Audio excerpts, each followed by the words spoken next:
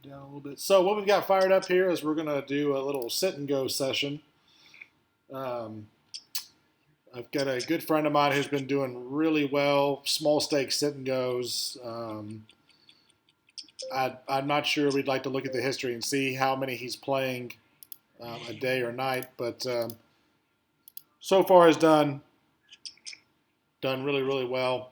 And so I'm going to give it a shot. It's been a while since I played a lot of sit and goes, so I don't know that I have a good beat on what's going on here. But checking the big blind after he limped and flop top and bottom, we're going to go ahead and raise his donk bet up. And the king really doesn't change much in my mind, so he leads out again. I'm still really comfortable putting in a pretty good raise because I want to have a pot size all in if he calls this, which that's what that'll give us. And again, I'm not real familiar with six max sit and goes. I never really played those very often. Who knows how they're really going to play out, but we'll see. Got ace king out of position early on. This is a double or nothing, so we can go ahead and raise this one up here.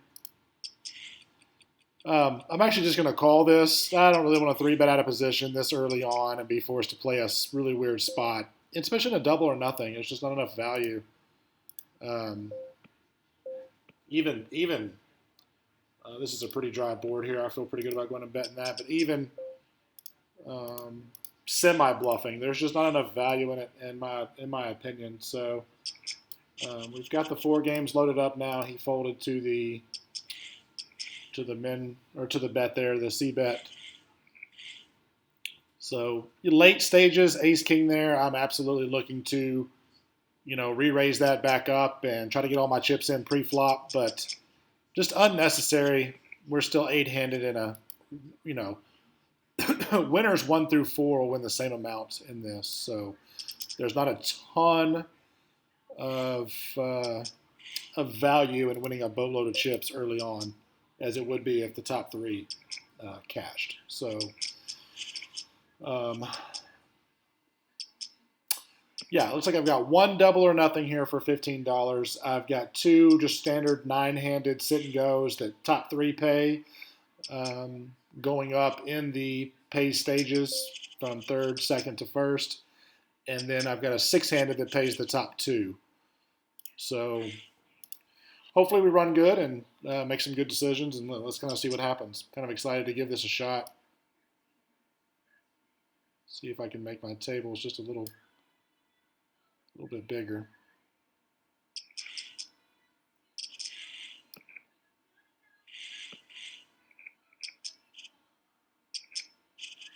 It doesn't seem to be wanting to cooperate.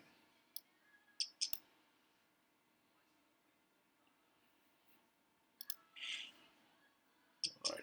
Again, early on, I'm looking to play pretty tight. The mistake I think that most people make is they play too loose early on, and because they think the chip values are so small. And there we go. We've got one out over here already. So because they thought they could play more chips and not lose a lot, but it's just not really a great strategy. Actually, we should loosen up late and put pressure on people and really chip up. When the blinds are bigger, the pots are more meaningful. That's what we should look to do there. So let's take a look and see what kind of flop we get. Complete brick. I'm going to have to come off my Omaha cash game strategy here, and I obviously want to c-bet this every single time. I've got 2 overs. I've got the backdoor straight draw. I've got the backdoor flush draw, but chips is what's so important in any tournament. Putting your chips on the line. So it's not the same as a cash game where I can just reload if I make mistakes. Pretty much a 2.5x raise here. I'm just going to go ahead and get out of the way. Even though sometimes when we close the action, I like to call in those spots, but it's 4-handed and just doesn't do real well there. So our king-queen high is going to be good here a ton. So if it checks to me again, there's really No need to bet because they're not calling with worse. So anything they decide to call with is going to be beating my king high. And so I have a bluff catcher, but I don't think I don't think anyone's going to bluff. So hopefully we just check it around and king high wins. We're probably going to lose to a small pair. But no, king high takes it down. So I think some people make mistakes on betting those spots, thinking they're like turning their hand into a bluff, but it's got a ton of value. So no need to do that.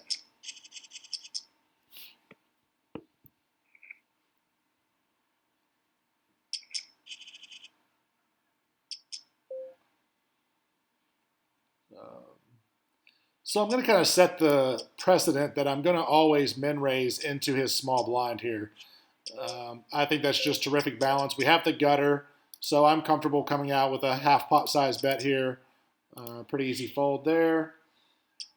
Again, it's early, and I just don't see enough reason. I'm actually going to go ahead because it's blind versus blind. I'm going to go ahead and hit this thing one more time. It's a min raise, but it's ace jack off, and I feel like we get in trouble more than we do well. So I'm fine with just folding that there. If anything, I want to raise it. I'm tempted to float here, but that's pretty weird. That's just basically a min raise.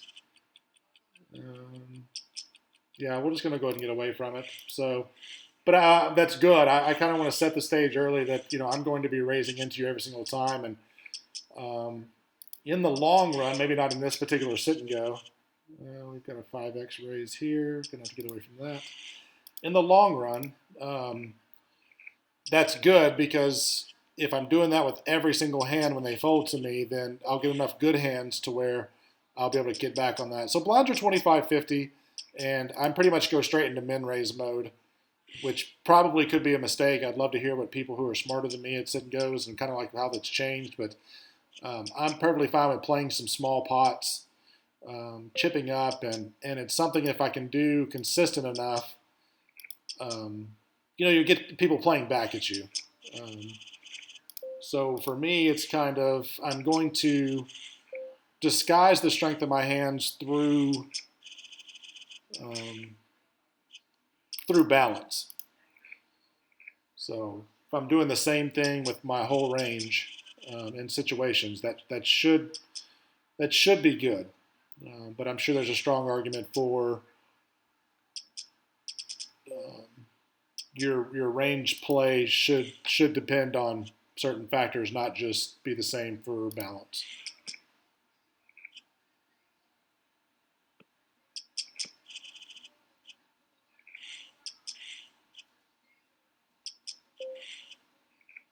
So we're going to do it again. We're going to take the 6-2 suited. We're going to min raise into them and pretty much just we're actually making his life difficult, but we're making ours difficult as well. So we are going to have to make some hands.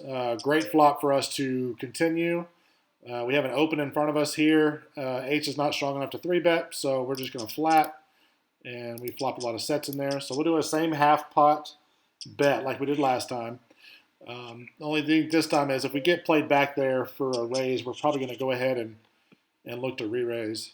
So we pick up kings in the big blind after somebody made it 90, and I think a good out of position, a little bit more than 3x raise is pretty good there. I'm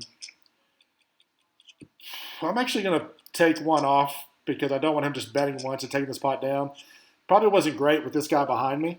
So here's a fun spot. I'm going to bet pretty small here, about 300, and with the intent that if I get called, it leaves me a pot size all in on the turn. I'm actually going to call this again, and I just think I have the best hand here some, and I got jammed on here, which turned out to be good. Let's just hold, and we do. Going to get a little more aggressive here, so we're going to open up. And now he did choose to check, and so I'm pretty happy to check. And I think Kiger is going to check as well. So there's the flush draw brick that I sort of anticipated to see there, even though I didn't call that out. He just doesn't bet twice with a jack there, I don't think, or he bets more on the turn to punish the flush draws. Um, I couldn't raise. So that's just a spot where I can't raise and then be faced with a re-raise. So here's a pretty fun spot. This spot's going to play super just straight up for me. Either I flop a set or I don't, and I can just get out of the way. It's actually not a really bad flop. Let's check and kind of see what he does, and let's evaluate if we can bluff catch with this hand or if we need to just get away from it. We've got a little bit of history so far.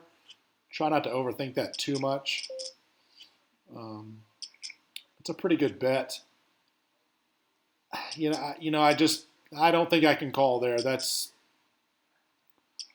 roughly 20% of my stack. So, yeah, we're too handcuffed on the turn.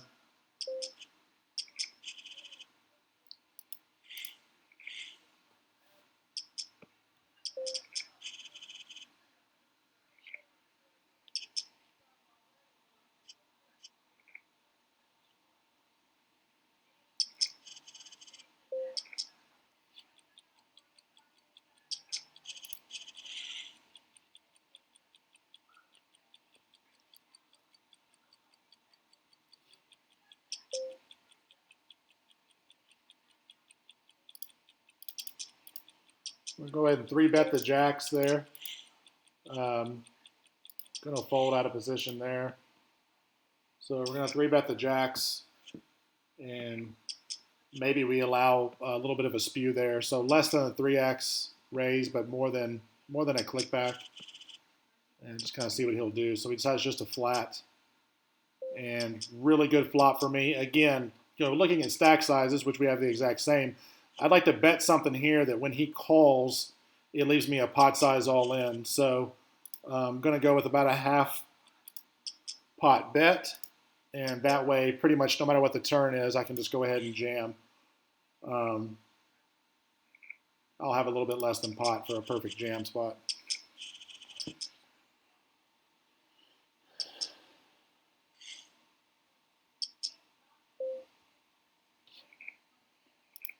Fold there.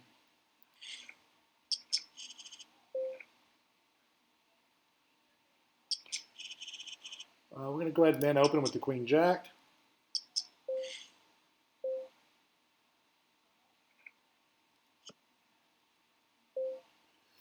All right, and we got called by somebody who we've got some history with. I'm going to min open the button. I'm going to min into him. We're going to go ahead and, this is kind of risky, but we're going to go ahead and bet that pretty good there, even though it's a lot of our chips. But that's okay. That sort of shows that we're going to get it in there. And I normally don't like checking back, but I'm going to have to check back in this spot. I'm comfortable, again, to go ahead and bet this spot here, but I'm going to have to check back here and evaluate turn. This spot really sucks. I'm probably going to have to check call. We're chopping here more than we're not, but I guess I am losing to a flush sometimes. We're going to min into this guy like we've been doing, and there's the chop like I talked about. I could have probably turned my hand into a bluff, but I didn't see the need to do that. So I'm checking back again. We're going to go ahead and min raise over here with the tens. So I can safely fold. I'm going to go ahead and min open here. I don't like this check, but I'm actually happy just to give this spot up. We, again, have gone at it pretty good here, so he's going to be pretty stubborn with some hands at some point.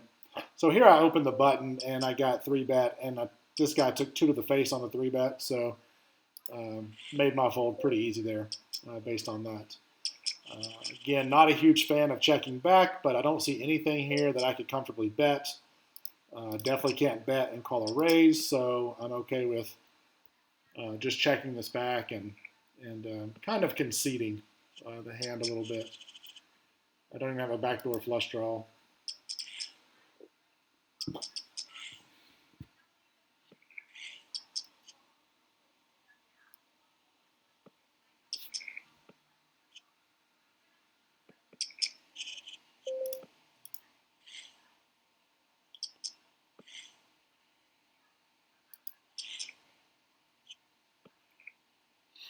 So I had to go ahead and fold the 10-10 there.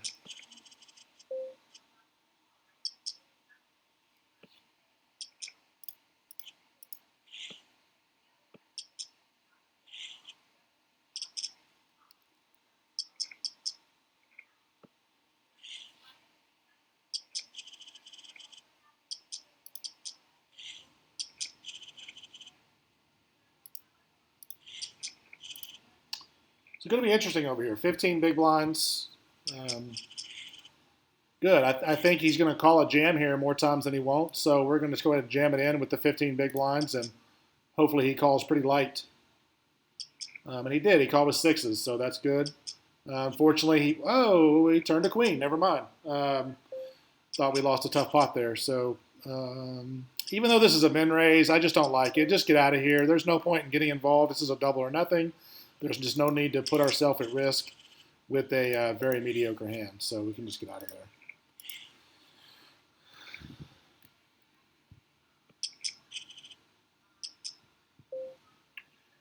King 9 is good enough to go ahead and min open. I think we're going to get played back at quite a bit from our guy on the left.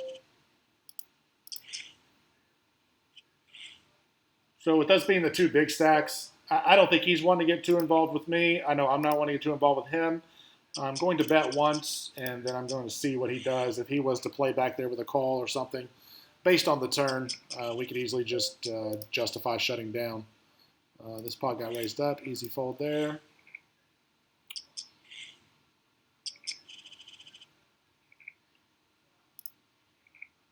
We min raised over here, middle position. Everybody folded.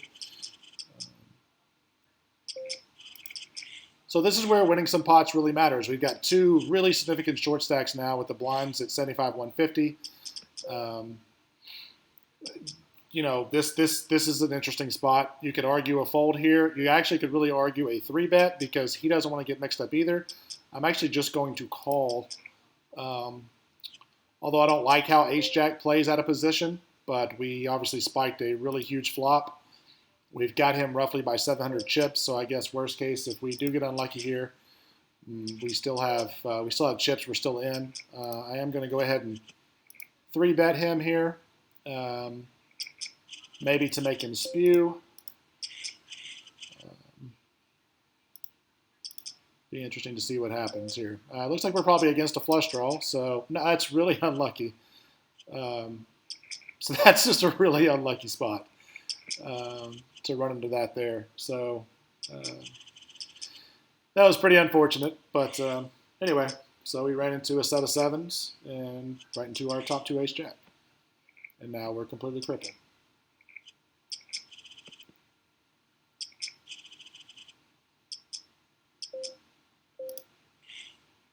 Go ahead and check over here.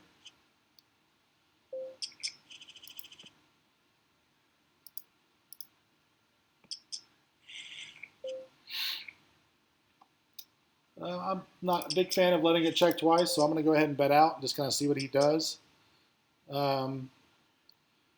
Yeah, queen 4 is good enough. Just let's go ahead and get it in here.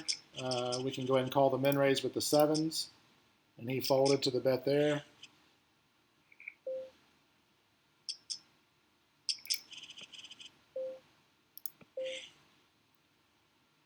Could fold to that min raise. A6, so we're alive. And we brick off. So tough break for us there. Pretty disgusting situation. I'm actually going to fold this spot. It's probably questionable, but I'm going to get out of there with that one. Very, very unfortunate spot in the $30 sit and go to run top two in the bottom set. That's pretty tough there.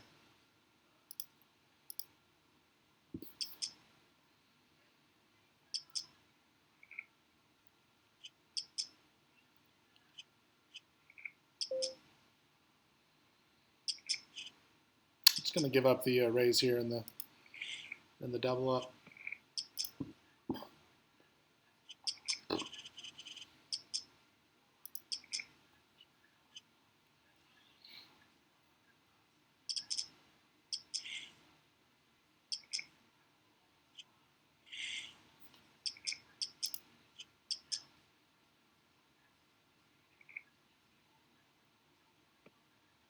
So we're in for a total of $75. We need to profit or win back at least 75 to break even.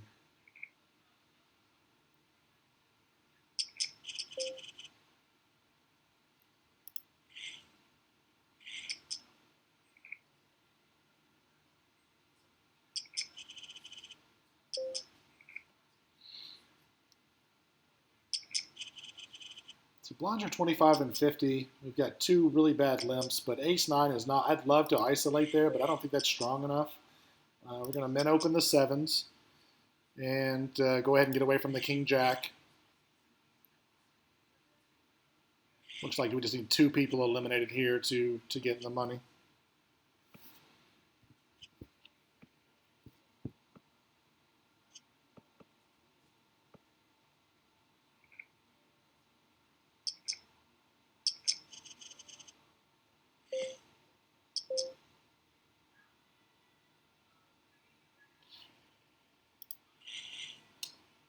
So I'm going to go ahead and do my normal c-bet with the sevens. Only real concern is a jack, so we'll just see what how he plays back at us there. Again, I'm not betting because I have sevens. I'm betting just because I want to be c-betting after I've raised pre-flop and someone checks to me.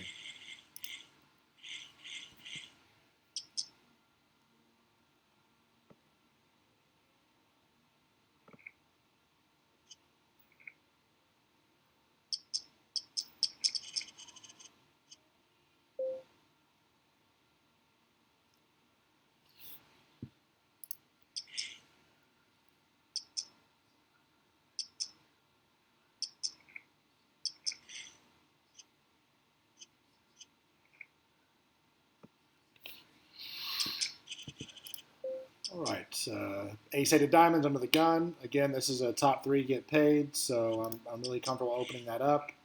The big blind here is going to either be shoving or folding, so that makes my decision a lot easier. So I'm going to open up ace-king under the gun.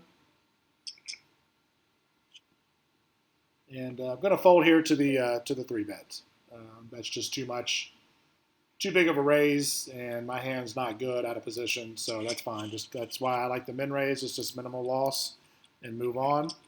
I'm actually going to check back in this spot and hopefully get some more equity by turning a heart like that. And so now I feel pretty comfortable that an ace-king or a heart is going to get me there. And actually, I'm going to go ahead and bet just a little more than half pot, hopefully just to get a heads up.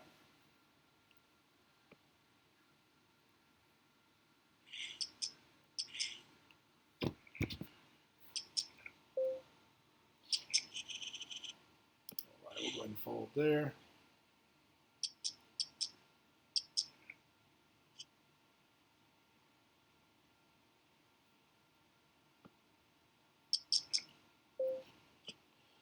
All right. Hopefully the ace-king holds, and it does. So now we're just down to one person to be eliminated, and we'll have at least cashed in this, make a little bit of money back and not lose too much. Go ahead and fold here. Got a really nice spot with ace-queen of hearts. I hate this limp under the gun. It actually makes my hand a little bit more challenging because now I've got to raise from the small blind. In a cash game, I certainly wouldn't. But if we get like another limp here, I want to get something going. So we're going to fold the ace-6. I actually got a raise, so I'm actually going to make it 1,026 for all his stack. And we'll see what the guy does behind me. That lint. There we go. So I think he was ISO and was something weaker than ace-queen, and that's exactly what it was. So good. So we took that pot down. That was nice. Worked out really well.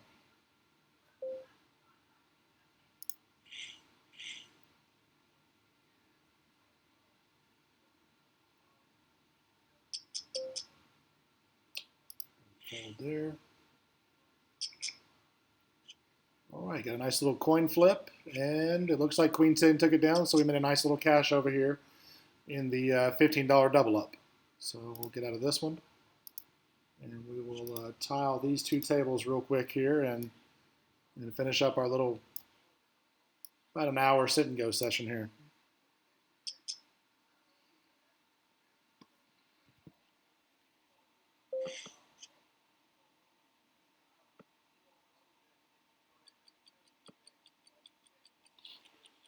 All right, go ahead and fold here.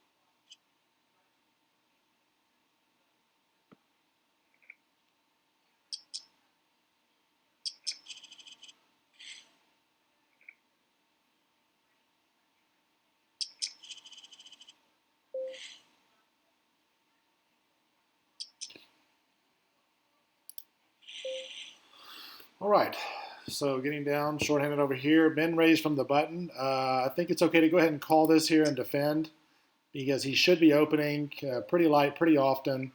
And actually, I love this board to check raise, so I am actually going to check raise this board and see what he does. He is not going to, let's see, the top three get paid in this one, so he's not going to want to get too out of line. So with that said, I can kind of make a small check raise. We're just going to go to 650, actually a little bit larger check raise, and see if we can just shut down this hand right now. We could always pick up some equity on the turn too with a queen or a nine. I don't know that an ace is a great card for us, but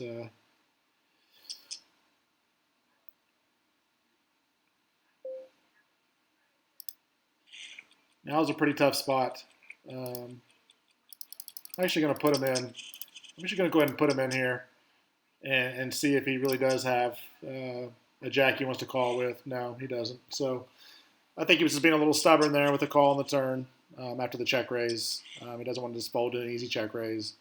And so we have to follow up with a bet there. Pretty good board to check raise too, looking back at that.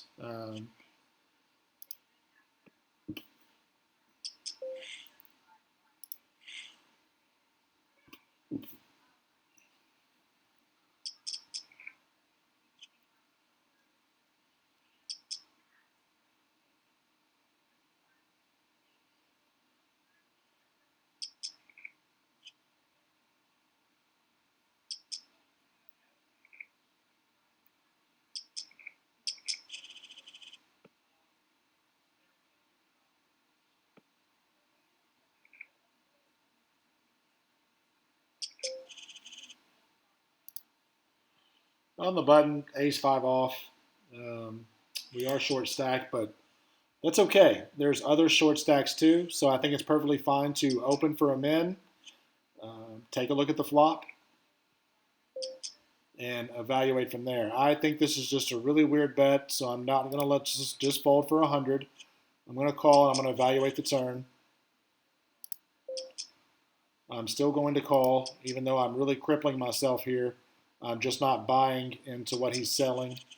And now I think that nine really crushed what he was leading out with. So the queen nines, the 10 9s, yeah. So he never has a king there, but he definitely shows up with a nine there basically every time. So um, it just didn't work out. And we unfortunately crippled ourselves pretty good there. And he did show the king, so I was wrong. Um, I really don't get that play, but again, I've been out of it for a while. So king seven suited, seven big blinds, really six because the ante. I'm happy to go ahead and get it in here. And Ansky, who knows, could be calling with anything. So he's got me beat with the eights, and we can go ahead and get out of this one. Um, they probably know better than I do. There's probably good reasons to just donk right into that board. I don't know what it is, but it worked. So um, we'll move on over here to this one. I actually don't even know what the payouts are, so I'm curious to see what the payouts are. If we even have a chance to break even at this point.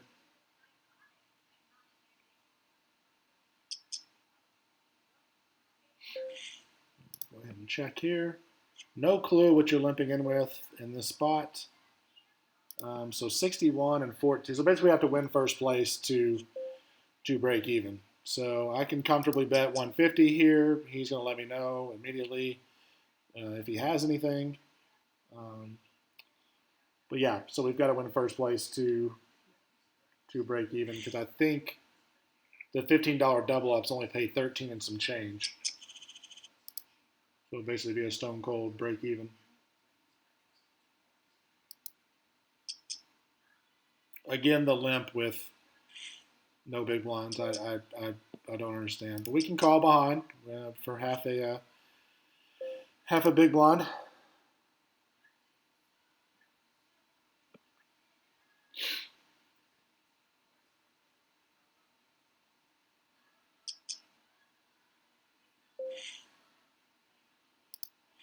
I've said that wrong here. The $15 double ups.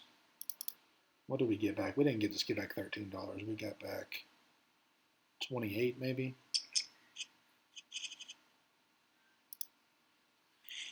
27.40. So far we've gotten back 27.40. So we could actually still turn a profit here. So we've got 27.40.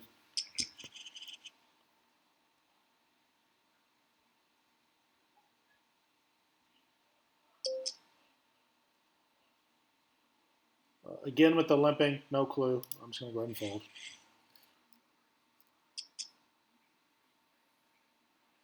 So we need $47.60 to hit a break even.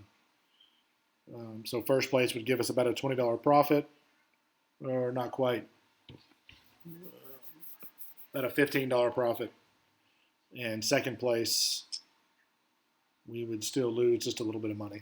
So.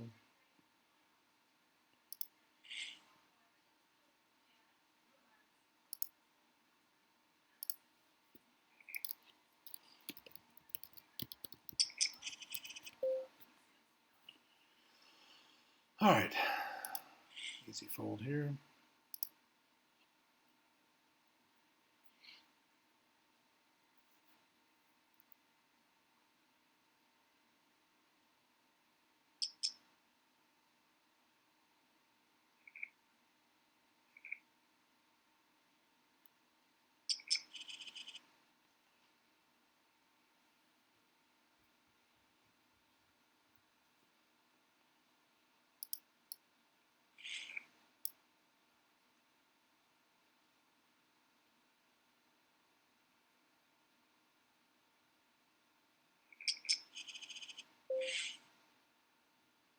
I have no idea what happened here, but I'm just going to min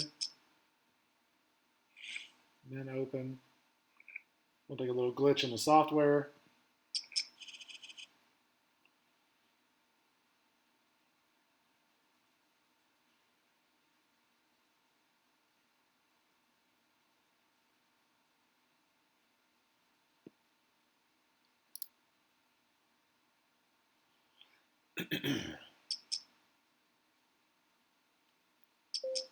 I think a lot of times, a lot of big stacks like to call here, and I feel better just protecting my chip stack and letting other people who are also in bad shape, go ahead and call. I'd be curious to see if T. Roy called light because he's got a pretty good chip stack with me.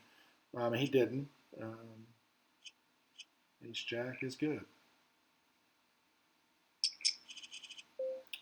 All right.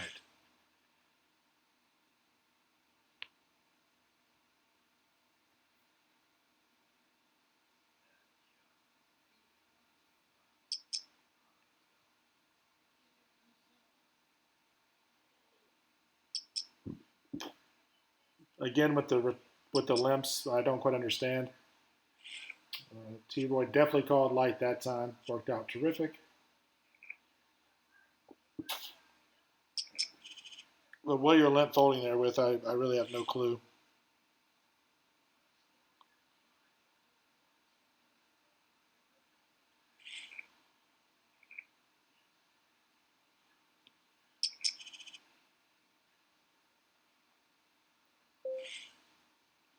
So I've got no problem in opening and folding. So we're gonna, like I said, set the precedent that that's what we're going to do. Um, I'm just going to min bet here, so if he does go all in, I can lose the minimum. I have no clue in my brain what he has right here, but based on his odds of getting second or first at this point, I wouldn't be surprised if he was willing just to stick it in with King 10 or Queen 10 or something like that. So bluffing here is going to be pretty rare.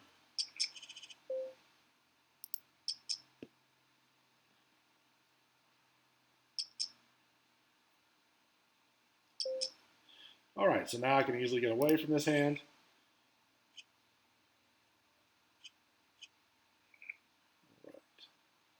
Now we got a pretty fun little three-handed match.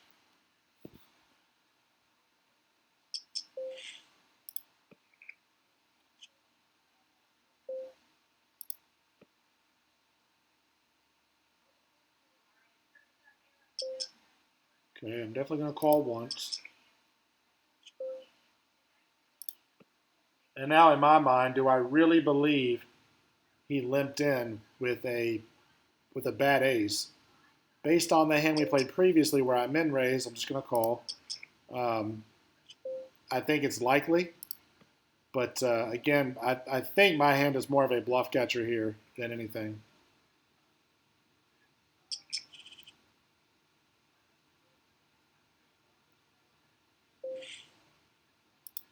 I'm going to continue my min raise when it's folded to me.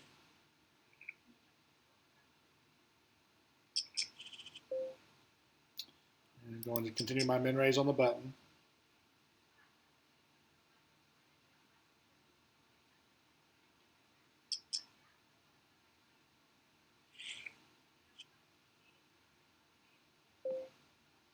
So I'm going to actually check back here. The pot's already almost half his stack. And I'm going to just take a card off, and now I can really evaluate this spot. So it's kind of just a delayed C bet is all that it is, and I'm okay with that. He can still call here with hands I'm beating, diamond draws, straight draws. He may get stingy with ace high, so I don't mind just delaying my C bet till the turn. Okay.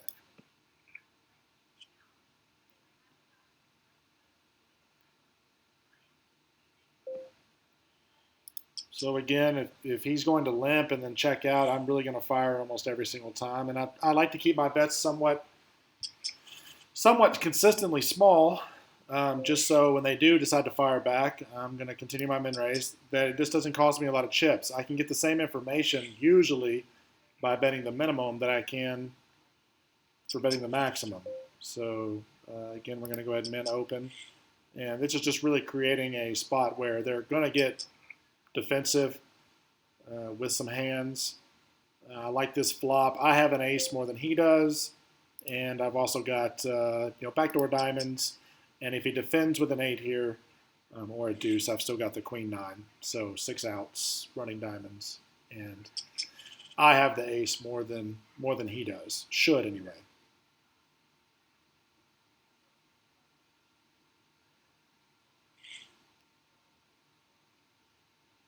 And let's see if he's going to limp again. So he just jams, which I again no idea what you would be jamming there with. Um, what hand's good enough to jam that you don't want to call? I'm going to continue with my min raise. And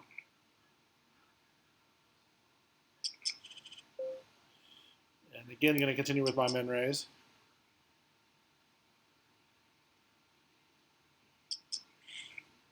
An interesting flat there. Um, I, I don't know how often this hits his range. It hits all of his ace X's. So instead of delaying this time, I'm just going to go ahead and fire, and that way if he goes all in, I can just go ahead and get away from it. He's never going to do it as a bluff, maybe only semi-bluffs like 9-10. But he's getting it in there with all his ace X's. So any ace and hit a pair. I would love for T-Roy to flat this, and then I could put T-Roy all in. Yeah, even better, he raises, so that's even better. Let's get it going. So interesting play with 10 Jack. And it looks like we held up. So there we go. A nice win there and a nice little small profit. Nice little $15 profit on the day. So that was a good session. Hope you guys enjoyed this session. Going to be posting it here in a little while. It'll probably load up tomorrow. So if you got any questions about what you've seen or want to give me any advice on how I could play better, I'd love to hear it. And thanks for